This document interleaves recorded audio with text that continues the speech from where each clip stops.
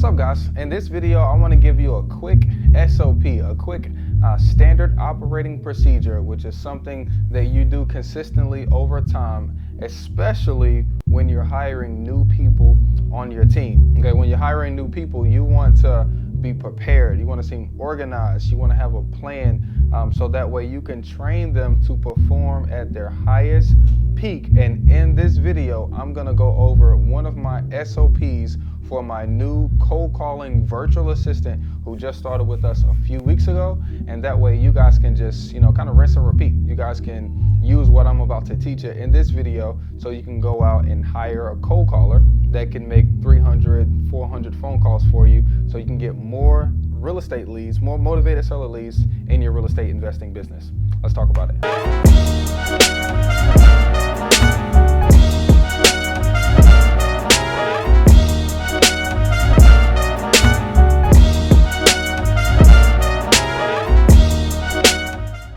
Let's get straight into this. So the first thing is first, okay? First thing is first. I always start my SOP by how I market our company when we're interviewing people, okay? Now, virtual assistants I typically find on Upwork.com. I have a set standard of how I like things. So I tell them a little bit about the company in my ad, right? When I'm, in the ad that you create on Upwork, when you're hiring.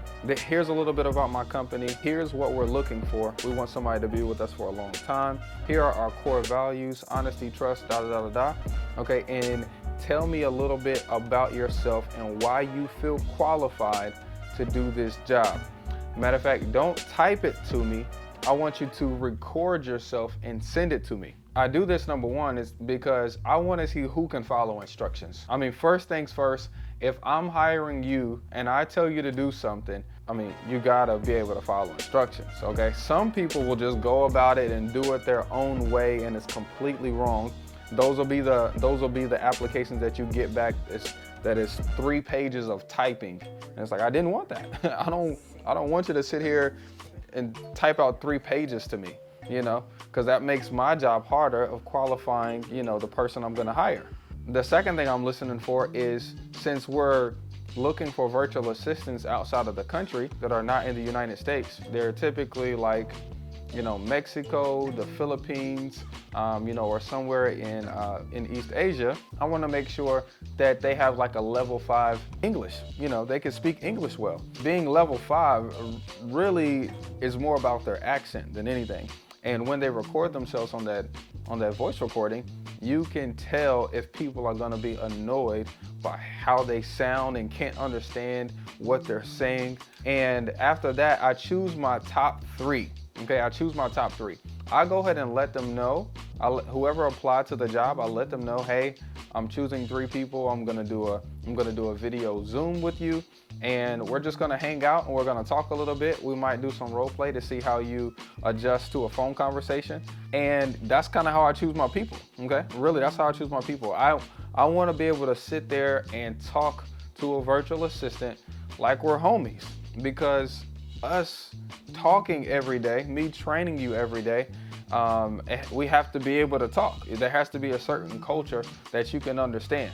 I don't want to feel awkward every time I have to train.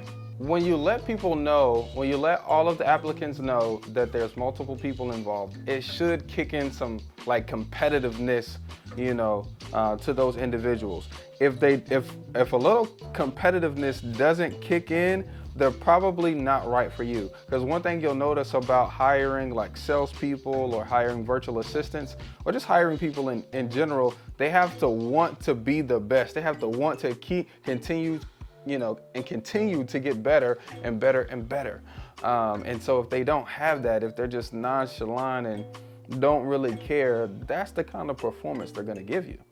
But if they're always competing to say, hey, you got 2 leads today, I'm gonna get 3, you got 2 reviews on our Google, I'm gonna get 3, if they're not doing that for you, they're not gonna push your company in the right direction. Okay, now after you got them hired, then amen. I typically keep people up on Upwork, because Upwork helped me find them, and Upwork takes like a little fee, like a staffing agency would do. And at that point, the first day, which is typically the next week on the following Monday, I set up an orientation. If you guys have bought a course from me, signed up for a one-on-one call, or attended the Home Loans for Everyone course, then you guys have access to the drive, and you can see this information there. The orientation is essentially 10 pages of what I expect from them. I call it roles and responsibilities. What I expect from them, what they should expect from me, the value that we provide to the sellers, and then also a script and just their daily tasks that they're gonna have to do and their goals for each day. A lot of information. So it's just us on a Zoom call, training, going through this orientation for hours, okay? I'll also put together a little, Dropbox with a bunch of videos of other cold callers. There's like other calls from Mello inside a Zen call that I download and put in there. Okay, there's video training from Mello. Mello's one of our previous cold callers, where I had her record her screen and show the screen how she's walking through the software, how she's navigating the software. And then I also had several like YouTube videos. I mean, this doesn't have to be something hard. You don't have to come up with all the training. I mean, think about when you work for your 9-to-5, how they hired somebody else to train you. You can do very similar things. So don't let this, hold you back to say, I don't have a bunch of training videos. Find them. Somebody has training videos out there.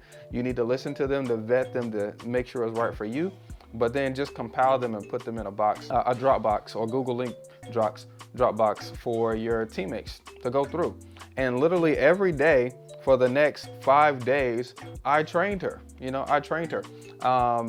All day long, she's on a Zoom call. Her name is Camille. She's on a Zoom call, and she does some calls for like an hour and a half, and then boom, she jumps off of the calls and we talk about how they could have been better. Okay, then she goes back to calling, and then we do more training. Okay, but over time, you will instill 80% of your talent into your team by training them, by pushing them, by telling them your vision and mission for your company.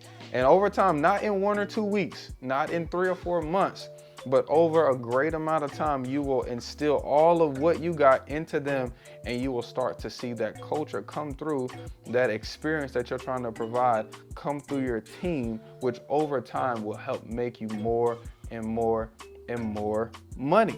Okay, and that's just the end of the day. Every person that you add onto your team should be making you an additional $100,000. Okay, so if you don't have somebody on your team that you pay $20,000 in order to make you $100,000, or somebody that's on your team that you pay $40,000 to make you $100,000, then you're doing it the wrong way. Okay, now I hope this kind of helped you, come up with your own SOPs that you can create, for your next hire, or you can just copy and paste what I do, because it works. So until then, we will see you on the next one. Peace, y'all.